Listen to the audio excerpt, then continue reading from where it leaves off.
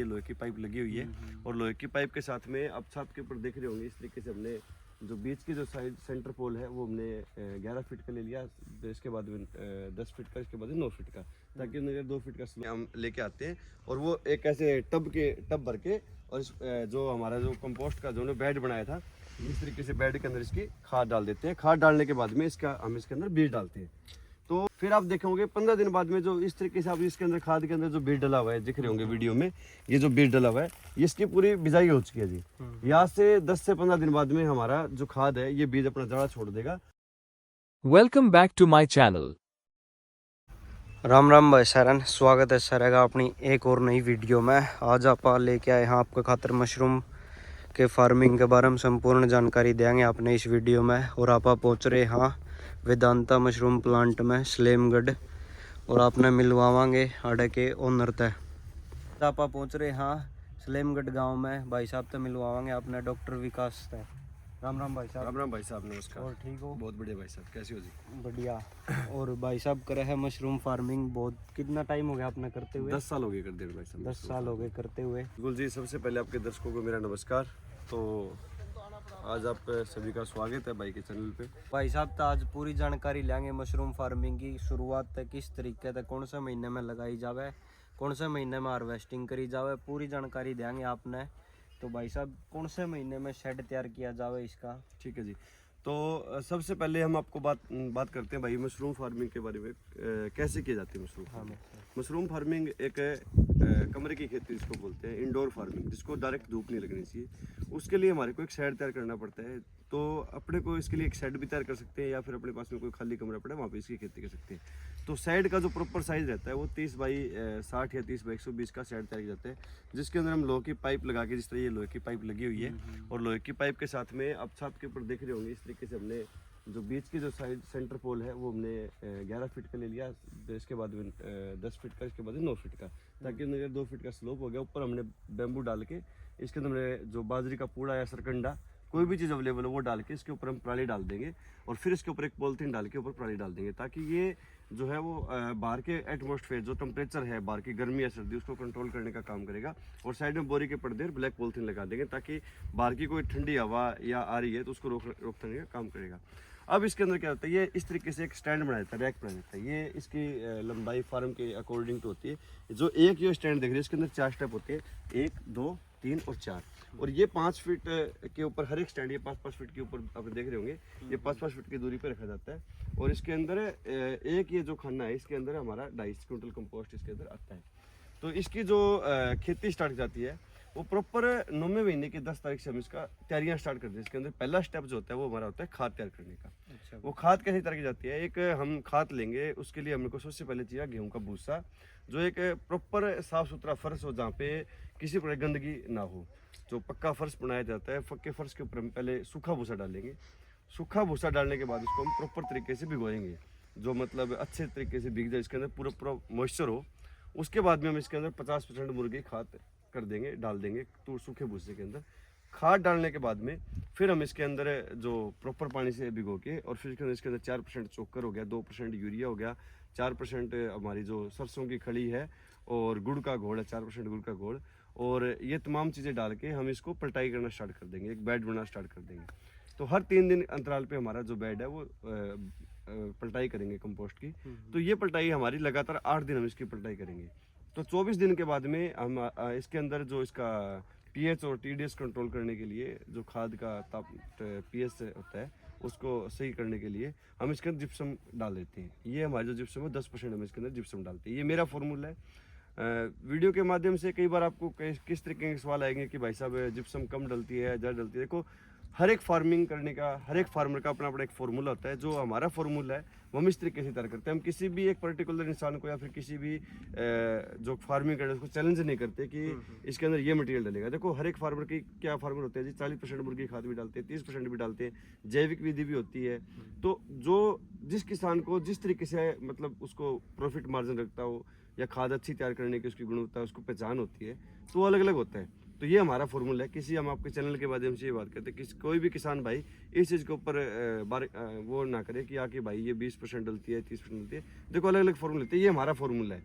तो इस तरीके से उसकी डाल के 30 दिन के अंदर एक कच्ची खाद तैयार होती है। कच्ची खाद तैयार करने के बाद में हम इसके अंदर फॉर्मलिन M45 और बोवेस्टिन पाउडर का खाद के अंदर स्प्रे कर दें ताकि ये निर्जीवीकरण हो जाए। निर्जीवीकरण होने के बाद में इसको हम पॉलिथीन से ढक के छोड़ देते हैं 24 घंटे के लिए। इसके अंदर भी किसी प्रकार का बैक्टीरिया, फंगस या किसी प्रकार की जो बीमारी होगी वो दूर हो जाएगी। दूर होने के बाद में फिर हम जो खाद है वो खाद को इस तरीके से, जो आप बाहर देख रहे हो ढेरी जो आप देख रहे हैं, इस तरीके से ढेर के रूप में हम लेके आते हैं और वो एक ऐसे टब भर के, और जो हमारा जो कंपोस्ट का जो बेड बनाया था, इस तरीके से बेड के अंदर इसकी खाद डाल देते हैं। खाद डालने के बाद में हम इसके अंदर बीज डालते हैं। तो 9वें महीने की 10 तारीख से हमने आपको जो बताया था खाद तैयार करने का तरीका, वो 1 महीने में खाद होगी। 10वें महीने की 10 तारीख तक हमारी जो है खाद तैयार होगी और 5-6 दिन हमारे मतलब 10 पलटाई या 12 पलटाई हम खाद की करते हैं। 5-6 दिन में हमारी खाद तैयार हो जाती है। उसके बाद में इसको हम बेड के अंदर भर देंगे और बीज डाल देंगे। बीज डालने के बाद में जो इसको ये अखबार जो देख रहे हैं, अखबार इसके ऊपर लगा देंगे ताकि इस खाद को जो पानी देना है या मॉइस्चर देना है वो सीधा डायरेक्ट खाद को ना मिले। अगर सीधा डायरेक्ट इसके अंदर गया तो ये नुकसान होगा, जो हमारा बीज डला है वो जाड़ा जो चलेगा वो खराब हो जाएगा।